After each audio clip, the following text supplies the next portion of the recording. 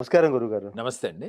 గురుగారు, మామూలుగా అందరికీ ధనవంతులవ్వాలి, కోటీశ్వరులవ్వాలి, బాగా సంపాదించాలని ప్రతి ఒక్కరికి ఉంటది. అవునండి. అవును. చిట్టి తంత్రాల్లో భాగంగా ఏ పరిహారం చేస్తే, ఏం చేస్తే అతి త్వరలో అంటే తొందరగా కోటీశ్వరులవ్వాలంటే ఏం చేయాలి? రైట్. మనం సహజంగా ఈజీగా ధనం సంపాదించాలి అంటే హ్మ్. ఫస్ట్ ఆఫ్ ఆల్ ముందు మీలో ఒక ఆలోచన మారాలండి.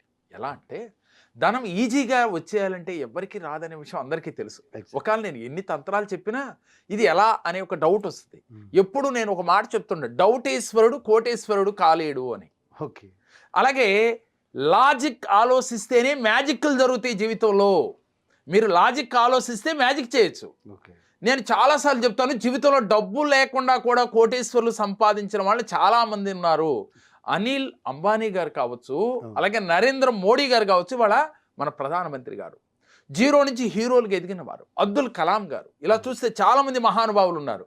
అలాగే మనం కూడా ఈజీగా డబ్బుని సంపాదించాలి అంటే మనలో ఉండవలసింది లాజిక్. ఆ లాజిక్ కనుక మీరు ప్లే చేస్తే మీ జీవితంలో అన్ని మ్యాజిక్లేనండి. మరి మ్యాజిక్ జరగాలంటే మనం ఏం చేయాలి అని అంటే ఫస్ట్ ఆఫ్ ఆల్ మనం ఎన్నుకోవాల్సింది ధ్యానం చేయాలి. ఓకే. ఆ ధ్యానం చేయటం వల్ల రోజు ఒక గంట కానీ అరగంట కానీ అలవాటు చేసుకుంటే మీ మనస్సును మీరు జయించగలుగుతారు. ఎప్పుడైతే మీ మనసు మీ ఆధీనంలో వచ్చిందో మీలో లాజిక్ ఆలోచించే శక్తి పెరుగుతుంది. అంటే కంట్రోలింగ్ పవర్ మీకు వస్తుంది. వచ్చినప్పుడు లాజిక్గా ఆలోచిస్తే రూపాయి పెట్టుబడి లేకుండా కూడా మీ తెలివితేటలు ఉపయోగించగలిగితే పెట్టుబడి పెట్టేవాడు మీ దగ్గరికి వస్తాడు. మీరు లాజిక్ క్రియేట్ చేయగలిగితే మీ దగ్గర గనక మంచి ఆలోచన ఉంటే మీ దగ్గరికి కొన్ని వేల మంది డబ్బులుండి ఏం చేయాలో తెలియని వాళ్ళు కోకొల్లలుగా ఉన్నారు. వాళ్ళు మీ దగ్గరికి వస్తే మీ తెలివితేటలు ఉపయోగించి వారిని బాగు చేయొచ్చు, మీరు బాగుండొచ్చు.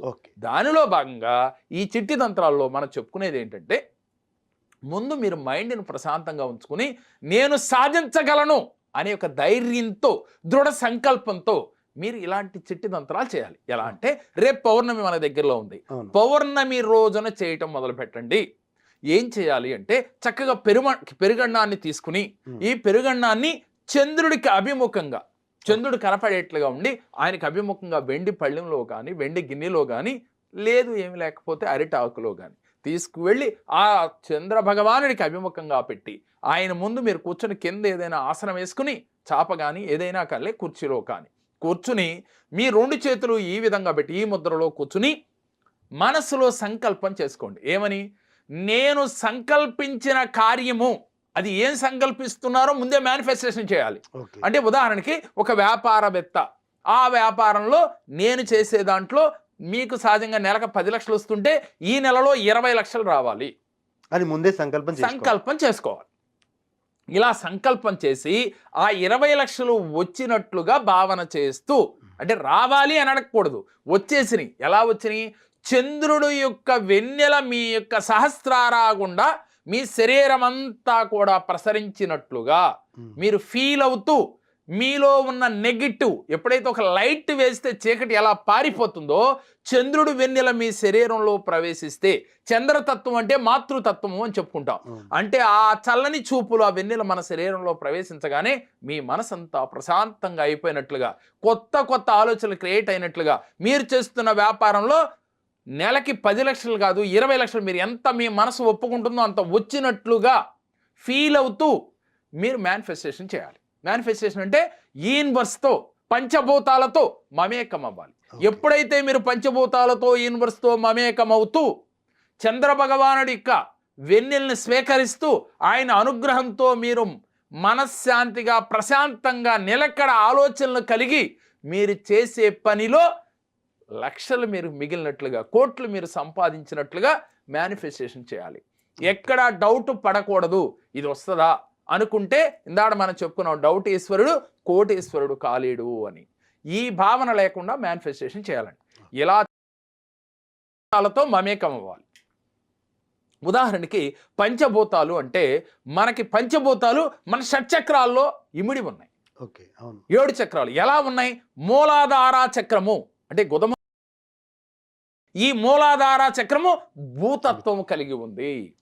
తర్వాత స్వాధిష్టాన చక్రము, అది నీరు తత్వం అంటే నీరు నిండి ఉంటుంది, అంటే పంచభూతాల్లో ఒకటైన నీరు స్వాదిష్టాన చక్రంలో ఉంటుంది. అలాగే మనకి మణిపురా చక్రము అగ్నితత్వం కలిగి ఉన్నది, బొడ్డు దగ్గర ఉండే మణిపురా చక్రం. ఏకపోతే అనాహతా చక్రము ఇది వాయుతత్వం కలిగినది, హృదయమందు ఉండేది. ఏకపోతే 5వ తత్వము మనకి ఆకాశతత్వము, అది మీకు విశుద్ధి చక్రంలో ఉంటుంది. ఓకే. ఎప్పుడైతే ఈ యొక్క షట్చక్రాలు యాక్టివ్ అవ్వాలంటే పంచభూతాలని మీ శరీరంలో అక్కడ ఊహించుకుని ఫీల్ అవుతూ ఈ పంచభూతాలతో మమేకమవుతూ మెడిటేషన్ చేయాలండి. అది అరగంట కానీ గంట కానీ పౌర్ణమి రోజు. ఓకే. ఇలా క్రమం తప్పకుండా 1 లేక 4, 5 పౌర్ణములు చేసేలోగా మీరు యూనివర్స్తో కనెక్ట్ అవుతారు, పంచభూతాలతో కనెక్ట్ అవుతారు. మీ మేనిఫెస్టేషన్ ఏదైనా కానీ చిటికేస్తే అయిపోతాయి. కావాలంటే ప్రాక్టికల్గా చేస్తే కానీ అది అనుభవపూర్వకంగా తెలియదు. ఎంతోమంది చేసి అష్టైశ్వర్యాలు పొందిన వాళ్ళు కోకొల్లలుగా ఉన్నారు. మరి మీరు చేయాలని మీకు అనిపిస్తే, నమ్మకం కలిగితే ఒక్కసారి ఆచరించి చూడండి, దాని ఫలితం చాలా అద్భుతంగా ఉంటుంది.